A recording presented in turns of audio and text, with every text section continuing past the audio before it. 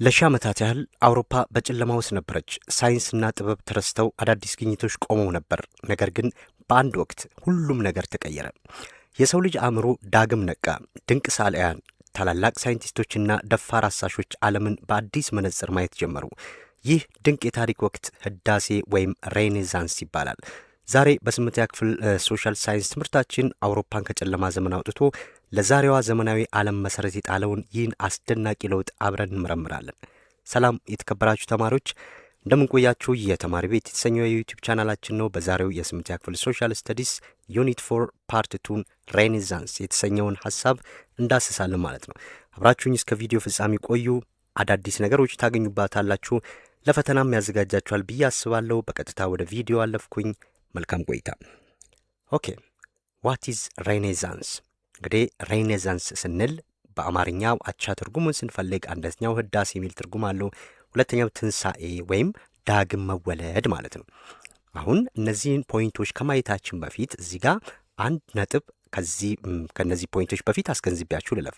አሁን ዳግም ትንሣኤ ስንል እንግዲህ ሬኔሳንስ ምንድን ነው ብለናል? ትንሣኤ ነው ወይም ዳግም መወለድ ነው አደለ?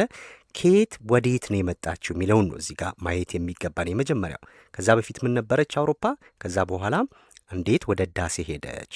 እንግዲህ ታሪኩ የሚጀምረው ይሄ እዚህ ጋር የሚነግረን ምንድን ነው? ሬኔሳንስ ማለት ከሜዲቫል ፔሪድ ወደ ሞደርን ወርልድ ሽግግር የተደረገበት ነው። ነገር ግን ሜዲቫል ፔሪድ ላይ ምን ነበር የሚለውን የተወሰኑ ነጥቦች እዚህ ጋር ማየት አስፈላጊ ነው። በእንግዲህ በታሪክ ሂደት ላይ የዓለምን ታሪክ በምትመለከቱበት ሰዓት ላይ መካከለኛው ዘመን የሚባለው ወይም ሜዲቫል ፔሪድ ተብሎ የሚታወቀው በአውሮፓ ታሪክ ውስጥ በሁለት ታላላቅ ዘመናት መካከል የሚገኝ ረጅም የጊዜ ገደብ ነው። ሜዲቫል ፔሪድ የምንለው ማለት ነው። የመጀመሪያው ይህ ዘመን የሚጀምረው የጥንታዊው ሮማን ኢምፓየር ወይም ዌስተርን ሮማን ኢምፓየር ተብሎ ይባላል ሲፈርስ ማለት ነው። ልክ የሮማን ኢምፓየር ሲወድቅ ሲያበቃ፣ ያ ማለት በአምስተኛው ክፍለ ዘመን ማለት ነው። ሜዲቫል ፔሪድ የሚያበቃው መቼ ነው? ማን ነው የሮማን ኢምፓየር የወደቀው መቼ ነው? በአምስተኛው ክፍለ ዘመን ማለት ነው።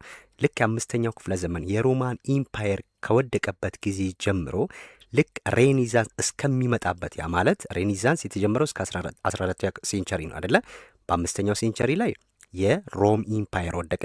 ከዛም 14ኛው ሴንቸሪ ላይ ደግሞ ሬኔሳንስ ተጀመረ ማለት ነው። በእነዚህ ምዕት ዓመታት ውስጥ የ900 ዓመታት ታሪክ አለ። እንግዲህ አንዳንዶች እስከ 1000 ያደርሱታል። የ900 ዓመታት ታሪክ ውስጥ ይህ የጊዜ ገደብ ሜዲቫል ፔሪድ ተብሎ ይታወቃል ማለት ነው። መካከለኛው ዘመን በግምት ለ1000 ዓመታት ያህል የቆየ ሲሆን በዚህ ወቅት 3 መሰረታዊ ነገሮች ተከናውነዋል። የመጀመሪያው ይሄ ኢርሊ ሚድል ኤጅ ምንለው ነው። ይሄ ጥንታዊ መካከለኛው ዘመን የምንለው ማለት ነው። ያ ማለት ሮማ ከፈረሰች በኋላ በአውሮፓ ትርምስ የነበረበት ወቅት ነው። የስ አንዳንዴ ይህንን ጊዜ ምን ይሉታል? ዳርክ ኤጅ ይባላል ማለት ነው። ዳርክ ኤጅ የጨለማው ዘመን ተብሎ የሚታወቀው አንዱ ይሄ ነው። ሜዲቫል ፔሪድ ውስጥ የነበረ ነው። ሁለተኛው ጊዜ ገደብ እንግዲህ ሃይ ሚድል ኤጅ ምንለው ነው። የመካከለኛው ዘመን ተብሎ የሚታሰበው ነው። እንግዲህ በመካከለኛው ዘመን ላይ ይህ የቤተ ክርስቲያን ስልጣን የገነነበት ነው። በተለይም አውሮፓን በካቶሊክ ስትመራበት የነበረው ነው። ቤተ ክርስቲያን ፖለቲካ ውስጥም ገብታም መሾም መሻር እያንዳንዱን ነገር የፈላጭ ቆራጭነት ስልጣንን የተቆናጠጠችው ማናት? ቤተ ክርስቲያን ነበረች ማለት ነው። ይሄ ሁለተኛው ዘመን ነው። ዳርክ ኤጅ የሚሉትም ሁለተኛው ይሄ ነው። ያ ማለት በዚህ ዘመን ላይ ጥበብ፣ ስነ ጽሁፍ፣ መመራመር፣ ፍልስፍና፣ መጠየቅ፣ ማወቅ የሚሉት ኮንሰፕቶች ሁሉ ቦታ የላቸውም ነበር። ቤተ ክርስቲያን ናት እያንዳንዱን ነገር የምታደርገው። ሌላው በዚሁ ዘመን ውስጥ በዳርክ ኤጅ ውስጥ የሚታወቀው ይሄ የመጨረሻው የዳርክ ኤጅ ማብቂያ አካባቢ ላይ ጥቁር ሞት የተባለ ብላክ ዴዝ ተብሎ የሚታወቁ በዓለም ታሪክ ውስጥ በሽታዎችና ጦርነቶች የተከሰቱበት ነው። ብላክ ዴዝ ብዙ ህዝብ የፈጀ ነው አውሮፓውያንን። እዚህ ይሄም በመካከለኛው ዘመን ውስጥ የነበረ ነው ማለት ነው። እንደዚሁም የፊውዳሊዝም ስርዓት ነበረ የነበረበት። የስ በዚህ ዘመን ውስጥ ዋናው የፖለቲካና ማህበራዊ ስርዓት ፊውዳሊዝም ነው። ያ ማለት መሬት ላላቸው ጌቶችና መሬቱን ለሚያወርስ ገበሬዎች ላይ የተመሰረተ ስርዓት ማለት ነው። የመጨረሻው የቤተ ክርስቲያን ሚና ቅድም እንዳልኳችሁ በመካከለኛው ዘመን የካቶሊክ ቤተ ክርስቲያን በፖለቲካም ሆነ በማህበራዊ ህይወት ላይ ከፍተኛ ስልጣን ነበራት ማለት ነው። ስለዚህ ንጉሶችን እንኳን ሳይቀር በቤተ ክርስቲያን ሲፈቀድላቸውን የሚሾሙት የነበረበት ማለት ነው። ሌላው በዳርክ ኤጅ ወይም በሜዲቫል ፔሪድ ላይ ከተከሰቱ ክስተቶች ውስጥ አንዱ ክሩሴድ ተብሎ የሚታወቀው የመስቀል ጦርነት ተብሎ የሚታወቀው ማለት ያ ማለት በክርስቲያኖችና በሙስሊሞች መካከል የተደረገ ረጅም የሃይማኖት ጦርነት ማለት ነው። ይህም የተደረገው በዚህ ወቅት ነው። የመጨረሻው የ100 ዓመት ጦርነት የተደረገውም በዚህ በሜዲቫል ወር በመካከለኛው ዘመን ላይ ነው። እንግዲህ የ100 ዓመት ጦርነት በማንና በማ መካከል ነው የተደረገው? በእንግሊዝና በፈረንሳይ መካከል የተደረገ በዓለም ታሪክ ውስጥ ዝነኛ የሆነ ጦርነት 100 ዓመት የፈጀ ጦርነትም የተደረገው በዚህ በመካከለኛው ዘመን ነበር ማለት ነው። ስለዚህ ለዛ ነው የሜዲቫል ፔሪድን ወይም የመካከለኛው ዘመንን ዳርክ ኤጅ ብለው የሚጠሩት ለዛ ነው ማለት ነው። ዳርክ ኤጅ ይባላል። እንግዲህ ልክ ይሄ ዘመን ውስጥ ነው ጣሊያን ፍሎረንስ የምትባል ከተማ ላይ በ1350 አካባቢ አዲስ እሳቤ ተወለደ ማለት ነው። ከዚህ ከጨለማ እሳቤ ውስጥ የመውጫ ብርሃን በሚፈልጉበት ሰዓት ላይ ነው ጣሊያን ፍሎረንስ በምትባለው ከተማ ላይ ሬኔሳንስ የሚባለው ህዳሴ፣ ዳግም መወለድ፣ መነሳት፣ ትንሣኤ የሚል ትርጉም ያለውን ሀሳብ ይዘው የተነሱት ማለት ነው። አሁን ይሄ ታሪኩን ካወቃችሁ በኋላ ከዚህ በኋላ ያለው መጽሐፎቻችሁ ላይ ያሉት ኮንሰፕቶች ናቸው እነዚህ። ኦኬ ዋት ኢዝ ሬኔሳንስ? ዋት ወዘ ሬኔሳንስ? ምን ነበረ ሬኔሳንስ ማለት? የቃሉ ትርጉም ሪበርስ ዳግም መወለድ ማለት አይደል? ሪበርስ እንዴት ነው የተወለዱት? ከዛ በፊት ከ5ኛው ክፍለ ዘመን በፊት እንግዲህ በግሪክ የነበረው ስልጣኔ ይታወቃል። በግሪክ የነበረው የፍልስፍና እሳቤዎች ይታወቃል። በዛ ዘመን ላይ መጠየቅ፣ መመራመር፣ ማወቅ የሚሉት ነገር የገነነበት ነበር። ግሪክ ከወደቀች በኋላ የሁለተኛው ስልጣኔ ወዴት ነው? ወደ ሮም ነው ሄደው ማለት። ሮም እስከ 5ኛ ክፍለ ዘመን ላይ የሮም ኢምፓየር ሀያል ሆኖ ነበር። ከዛ ወደቀች። እነሱ አሁን ጣሊያን ላይ የተመሰረተው ለምንድን ነው? ይሄ ሬኔሳንስ ወደ ነበርንበት ወደ ዚኛው ከዚህ በፊት ወደ ነበረው እንመለስ ነው። በዛ ዘመን ላይ ስነ ጽሁፍ፣ ስዕል፣ አርት፣ መመራመር፣ ሂሳብ፣ ቋንቋ እነዚህ የሚባሉ ትምህርቶች የገነነበት ሰዓት ስለነበር ማለት ነው። ስለዚህም ሬኔሳንስ ሚንስ ሪበርዝ ኦር ሪቫይቫል የስ ሪቫይቫል እንደገና ማንሰራራት ማለት ነው። ሪቫይቫል ማለት ስለዚህ ጥሬ ትርጉሙ ሬኔሳንስ ሚንስ ሲምፕሊ ሪበርዝ ኦፍ ሲቪላይዜሽን ማለት ይቻላል። ሬኔሳንስ ሚንስ ሪበርዝ ኦፍ ዋት ሊትሬቸር ሊባል ይችላል። በተለያየ መልኩ ይተረጉሙታል ማለት ነው። ስለዚህ ዳግም መወለድ የሚል ትርጉም አለው ማለት ነው። ሶ ኢት ዋዝ a 300 years transition period between the medieval and modern። እንግዲህ ሜዲቫል ኦር ዳርክ ኤጅ ተብሎ የሚታወቀው እስከ 1000 ዓመታት የዘለቀ የጊዜ ገደብ አለው። ከዚህ ኑሮ ውስጥ ወይም ከዚህ ከመካከለኛው ዘመን ወደ ሞደርን ዘመን የተደረገ ሽግግር ነው። ለምንድን ነው በ300 ዓመታት ያለው? ለዚህ ጋር ለምንድን ነው ሬኔሳንስ የተጀመረው? በስንት ነው? በ14ኛው ክፍለ ዘመን ነው አይደል? 1350 ማለት 14ኛው ክፍለ ዘመን ማለት ነው። ስለዚህ 40 ሴንቸሪ አፕቱ እስከ 17ኛው ሴንቸሪ ዘለቀ ነው። እዚህ ውስጥ 300 ዓመታት ነው። አንድ ሴንቸሪ ማለት 100 ዓመት ነው አይደለ? 14 15 16 17 ለ300 ዓመታት የነበረ ትራንዚሽን ነው። የምን የሽግግር ጊዜ ነው። ከየት ወደ የተሸጋገሩት? ከሜዲቫል ፔሪድ ወደ ሞደርን ፔሪድ ማለት ነው። ኦኬ ምን ነበረ ሜን ፎከሱ? ዋና ትኩረቱ ምን ላይ ነበረ? ሬኔሳንስ ወቅት በምንልበት ሰዓት ላይ ሺፍት ፍሮም ሪሊጂየስ ፌስ አያችሁ፣ ከሃይማኖታዊ እሳቤና ባህል ተላቀን ወደ ሪዝን ወደ ምክንያታዊነት ወደ መጠየቅ ኩዌስችኒንግ ኤንድ ፍሪ ኢንኳይሪ። ስለዚህ በነፃ ነገሮችን ወደ መመራመር እንሻገር ብለው ያሉበት ነው ማለት ነው። በደንብ እዚህ ጋር አስተውሉ።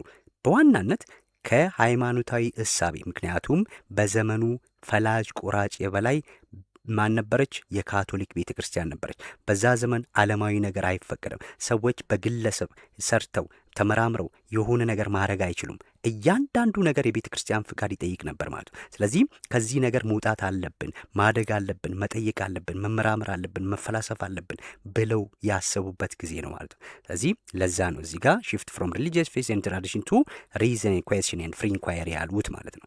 ኦኬ ዜን ይሄ የት ነው የተጀመረው? ቅድም እንዳልነው ጣሊያን ነው አይደል የተጀመረው። ዜን ጣሊያን ላይ ይጀመር እንጂ በ12ኛ ክፍለ ዘመን ከዛ በኋላ የሬኔሳንስ እሳቤ በ15ኛው ሴንቸሪ ላይ ወዴት ሄደ?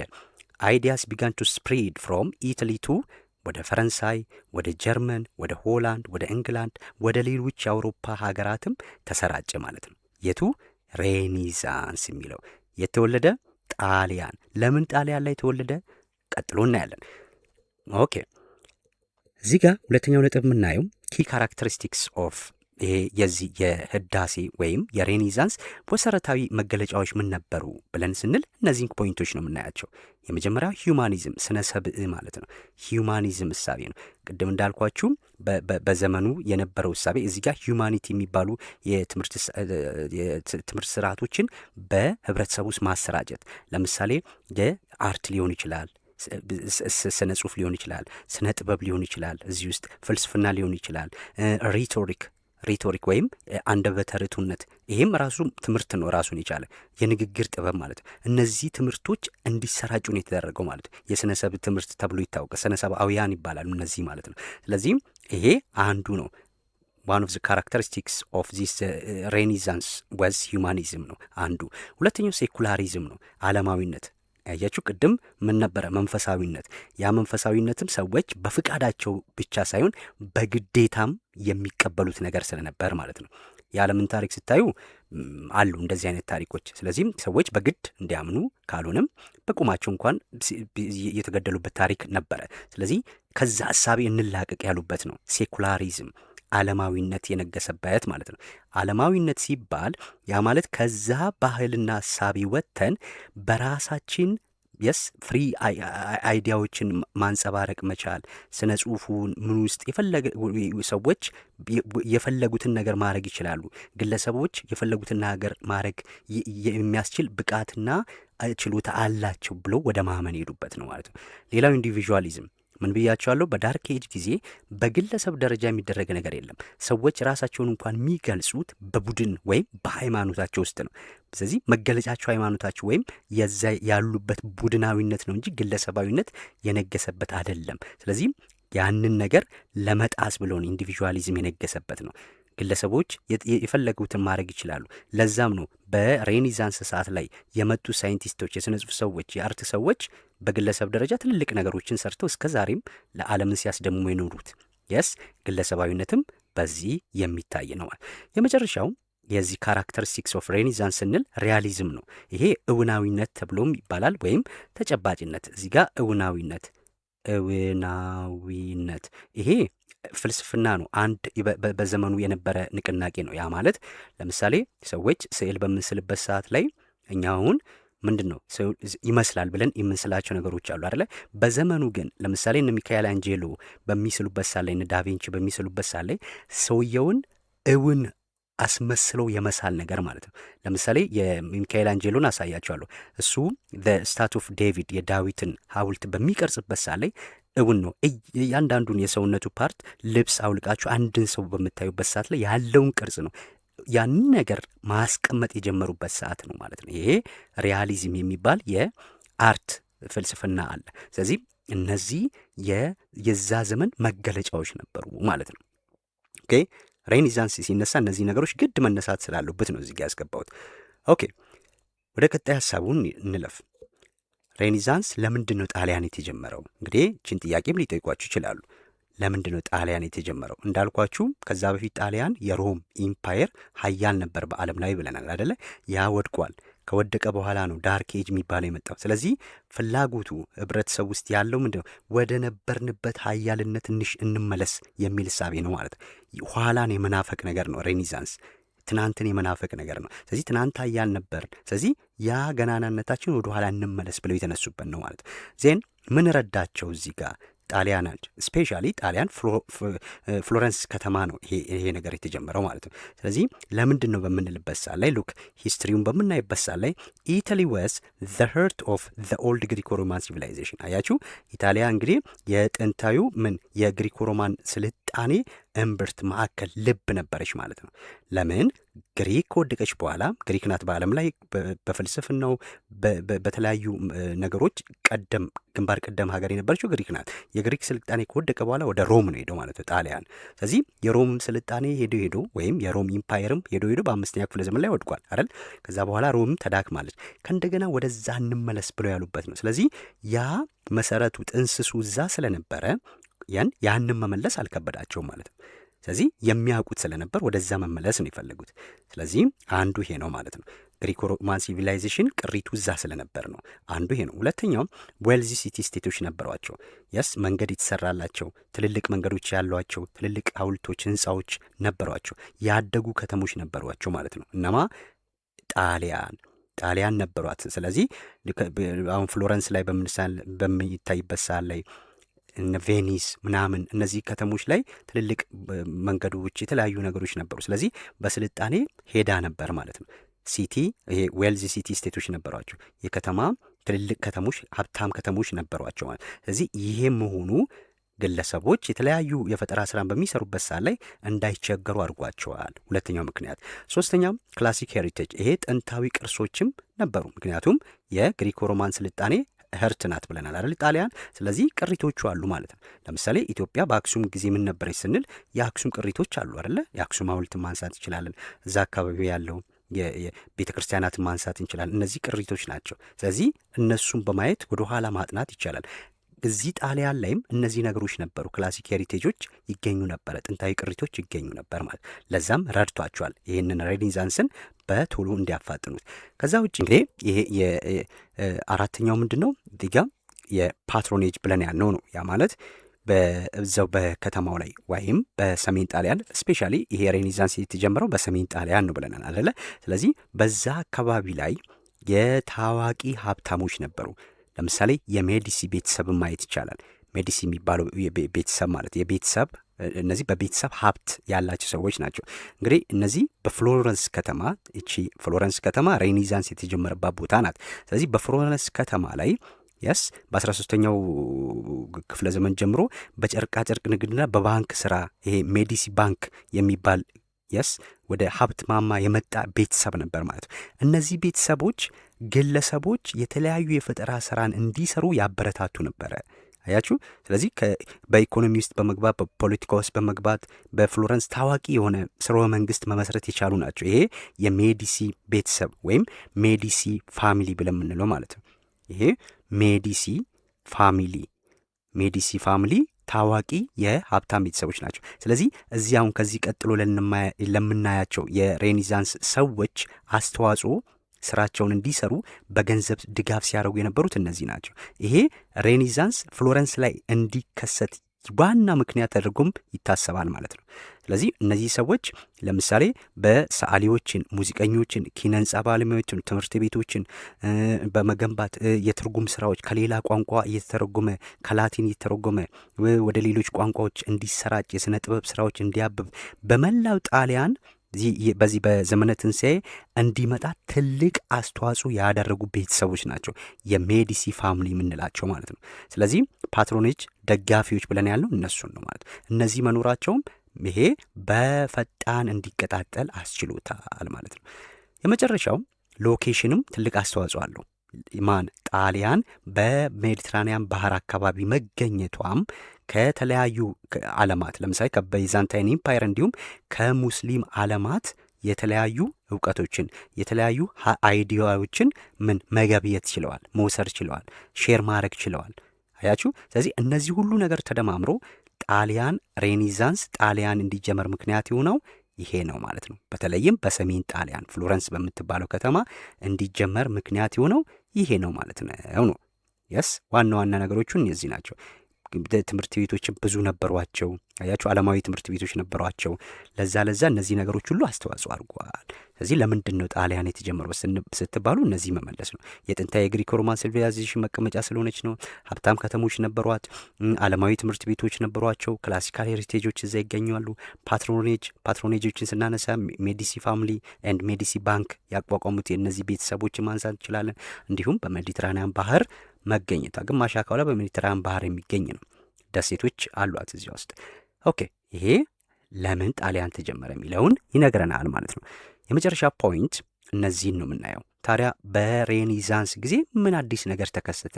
ከዳርክ ኤጅ የተለየ ምን ነበረ ስንል የምናገኘው እነዚህ ነው። እንግዲህ በሜዲቫል ፔሪየድ ወይም ዳርክ ኤጅ ብለን ባልነው ዘመን የፈጠራ የምርምር የሐሳብ የማብላላት የክርክር የውይይት ሬዝን ሎጂክ መጠየቅ ምናምን የሚባሉ ኮንሰፕቶች ቦታ የላቸውም ከሃይማኖታዊ እንቅስቃሴዎች ውጪ።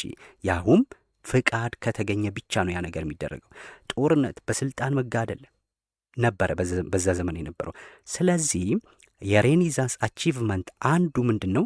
የተለያዩ ሳይንቲስቶች እንዲመጡ ሆኗል። የተለያዩ የፈጠራ ባለሙያዎች እንዲመጡ ሆኗል። ስለዚህ ከፈጠራ ባለሙያዎች ውስጥ አንዱ ጆን ጉተንበርግን ነው የምናየው። ዮሐንስ ጉተንበርግ ይባላል በአማርኛ ብዙ ጊዜ ሲባል።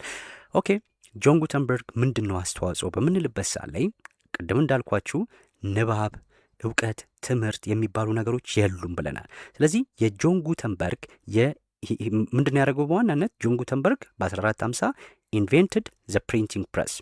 አያችሁ ዊዝ ሙቫብል ታይፕ እንግዲህ ተንቀሳቃሽ የማተሚያ ማሽንን ነው የሰራው ማለት ነው። ይሄ ለአውሮፓውያን ወይም ለጣሊያን ብቻ ሳይሆን ለዓለምም ትልቅ አበርክቶ ነው ያበረከተው።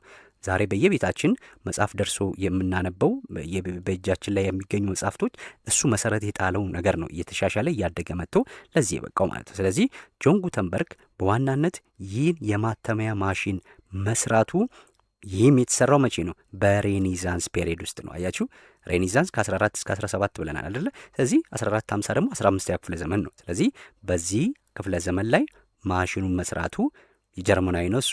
ከዛ ወደ ጣሊያን ይሄዳል፣ ወደ ሌሎች አውሮፓ ሀገሮችም ሄደ።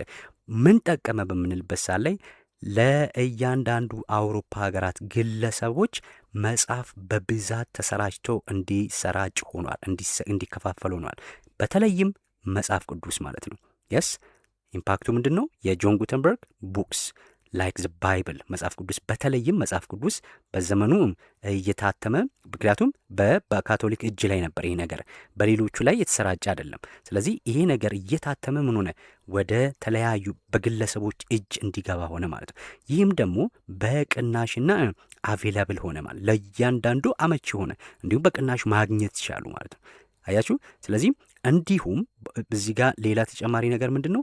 በወቅቱ በዳርክ ኤጅ በሜዲቫል ፔሪድ በምንለው ሰዓት ላይ የነበረው ዓለም አቀፍ ቋንቋ የላቲን ነበረ። ስለዚህ ጆን ጉተንበርግ ይህን ማሽን ከሰራ በኋላ መጽሐፍ ቅዱስም ሆነ ሌሎች መጽሐፎች የፍልስፍና መጽሐፎችም ሊሆኑ ይችላሉ፣ ከእስልምናም ወገን ያሉት አቬሮስ እና ቬንች የሚባሉ በዘመኑ ትልልቅ ፈላስፋዎችም አሳቢዎች ነበር። የእነሱ መጽሐፎች ሁሉ እየተተረጎሙ በተለያዩ ቋንቋ ለህብረተሰብ መድረስ ቻለ። ስለዚህ ንቃት አደገ። ሰዎች ሲያነቡ ግንዛቤያቸው ይሰፋል፣ የመፍጠር አቅማቸው ይነሳሳል አይደለ? ስለ ዓለም ያውቃሉ፣ ስለ ሌላው ማህበረሰብ ያውቃሉ። ስለዚህ ይህን ሁሉ አስተዋጽኦ አረገ ማን? ህዳሴ መነሳቱ። ህዳሴ ባይነሳ ኖሮ እነዚህ ሰዎች ተውጠው ይቀሩ ነበር ማለት ነው። ስለዚህ አንዱ ጆን ጉተንበርግን ነው የምናነሳው። ሁለተኛ የምናነሳውም በስነ ጽሁፍ ዘርፉም ነው። እንግዲህ ዋናው ሬኔሳንስ አንዱ ወደ ጥንቱ እንመለስ ሲባል ወደ ስነ ጽሁፍ የስ ወደ አርት ወደ ጥበብ እንመለስ ነው አንዱ ሀሳቢ ማለት ነው። ስለዚህ በሊትሬቸር በስነ ጽሁፍ ደግሞ የምናነሳቸው እነዚህን ሁለት ሰዎች ነው። አንዱ ማኪያቬሊ ነው። ማኪያቬሊ ኖርማሊ በሊትሬቸር ብቻ ሳይሆን በፖለቲካም ይታወቃል። ፖለቲክስ ላይም ያለ ሰው ነው። መጽሐፉም ፖለቲካ ነው ኖርማሊ። ግን ማኪያቬሊ ፈላስፋም ነው ደግሞ። ስለዚህ ማኪያቬሊን እናንተ ግን ስትይዙ የምትይዙት እንዴት ነው? እሱ የሚታወቅበት ዋናው ማስተርፒስ የሚባል ስራው ዘ ፕሪንስ የተሰኘው ነው። እያንዳንዱ መሪ ይህንን አንብቧል፣ በአብዛኛው ማለት ነው። እያንዳንዱ መሪ ለምንድን ነው ያነበቡት ስንል መሪዎች እንዴት አድርገው ስልጣናቸውን ማስጠበቅ እንደሚችሉ የሚመክር መጽሐፍ ነው። ዳርክ ሳይድም አለው። ምንድን ነው ያ ዳርክ ሳይድ? እያንዳንዱ መሪ ስልጣኑን አስጠብቆ መቆየት ከፈለገ ከመወደድ ይልቅ መፈራት አለበት ብሎ ነው የሚያስቡ። ስለዛስ አብዛኛው መሪ አምባገነን ቢሆን ላይደንቅ ይችላል ማለት ነው። የነ ማኪያቬሊ ምክርም ነው። ስለዚህም አምባገነን ብትሆን ይሻላል። ተወደ አንድ መሪ ተወዶ የስ ደካማ ከሚሆን ይልቅ ተጠልቶ ጠንካራ መሆን ይሻላል ብሎ ነው የሚያስበው። የስ ጠንካራ ከሆንክ ማንም አይደፍርም ነው፣ ስልጣንን ማንም አይቆናጠጥም ነው። ስለዚህ ወታደሮችን አብዛ፣ ጠንክር፣ ከዛ በኋላ ማንም ሰው ይገዛልሃል ነው ብሎ የሚያስበው። ይሄ የማኪያቬሊ ምክር ነው። ይሄ ዘ ፕሪንስ የሚለው መጽሐፍ በአማርኛ ልዑሉ ተብሎ ተተርጉሟል። ያው ከፍ ስትሉ ታነቡታላችሁ። ልዑሉ በሚል በአማርኛ ተተርጉሟል። ስለዚህ ማኪያቬሊን ስታነሱ የምታነሱት አንዱ ምንድን ነው? ሂ ሮት ዘ ፕሪንስ አባውት ሃው ሩለር ኪፕ ፓወር፣ ስልጣናቸውን እንዴት መሪዎች ማስጠበቅ አለባቸው ብሎ ነው የሚሉት። ሞራሊቲን ተወው ነው የሚለው። ሞራሊቲን ተወው፣ ለህዝብ ማዘን፣ እንደዚህ መሆን፣ ስነ ምግባር የሚባሉ ኮንሰፕቶች ተወው። ስልጣንን ለማስጠበቅ ሹድ ሃቭ ቱ ዩዝ ዩር ፓወር ነው የሚለው። በቃ ስለዚህ በፈለገው መንገድ ስልጣንን አስጠብቅ፣ ግን ኃይልን ተጠቀም ነው። ፍቅር ምናምን የሚለውን ኮንሰፕት ተወው ብሎ ነው የሚመክረው ማካቬሊ። ስለዚህ ይሄም በዛ ዘመን የተነሳ ነው። በሊትሬቸር ስትጠየቁ ማካቬልን፣ የማካቬሊ ማስተርፒስ ማን ነው? ዘ ፕሪንስ፣ ልዑሉ።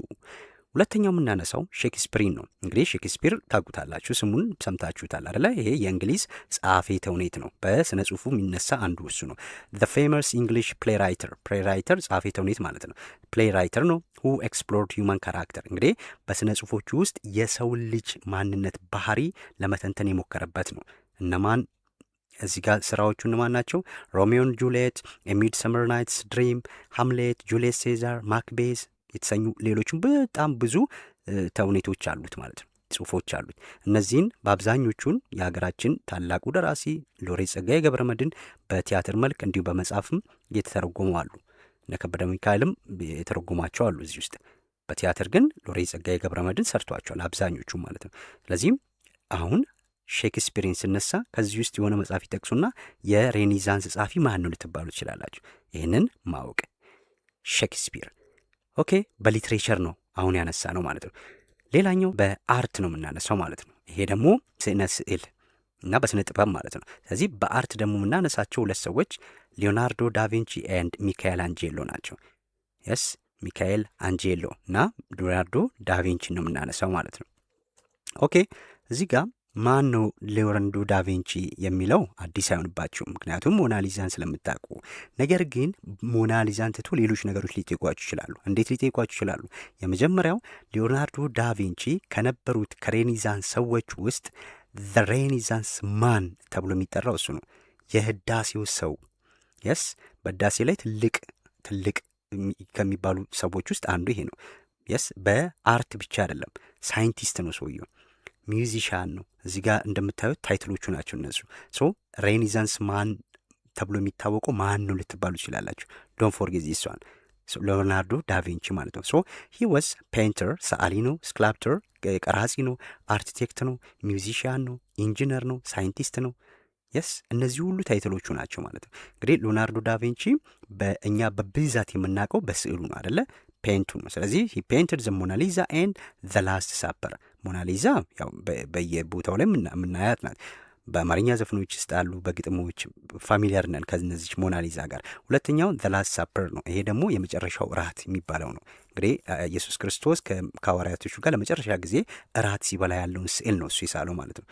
አንድ ሞናሊዛ፣ ሁለት ዘ ላስት ሳፐር የመጨረሻው እራት። እነዚህ ሁለቱ የሊዮናርዶ ዳቪንቺ ማስተርፒሶች ናቸው ማለት ነው። ነገር ግን ሊዮናርዶ ዳቪንቺ በሳይንሱም ብዙ ነገሮች አድርጓል። በኤሮዳይናሚክ፣ በኤሮስፔስ ላይ፣ በኦፕቲክስ ላይ የተለያዩ ነገሮች አሉት። ለምሳሌ የአይሮፕላን ዲዛይን ለመጀመሪያ ጊዜ ዲዛይን ያደረገው እሱ ነው። የራይት ብራዘርስ መጥተው ሰሩት እንጂ ዲዛይኑ እሱ ነው። መቀስ ምናምን እነዚህ የምንላቸው ነገሮች ዲዛይን የሰራው እሱ ነው። ሳይንሱ ላይም ትልቅ አስተዋጽኦ አለው። ዛት ኢዝ ዋይ እሱን ምን ይሉታል? ሬኔሳንስ ማን ይሉታል ማለት ነው። እንዳትረሱ ሞናሊዛ ኤንድ ዘ ላስት ሳፐር። ሁለተኛው ሚካኤል አንጄሎ ነው። ሌላው በአርት የምናነሰው የሬኔሳንስ ሰው ሚካኤል አንጄሎ። ይሄም የሚታወቀው ታይትሎቹ እዚህ ጋር ፔንተር ነው፣ ሰዓሊ ነው፣ ስክላፕተር ነው፣ ቀራጺ ነው፣ ፖኤት ነው፣ ገጣሚ ነው፣ እንዲሁም አርኪቴክት ነው ማለት። ስለዚህም ምንድን ነው ግን ስለ ሚካኤል አንጄሎ እነዚህን አይደለም የምትጠይቁት፣ ይሄ ታይትል አይደለም የምትጠይቁት።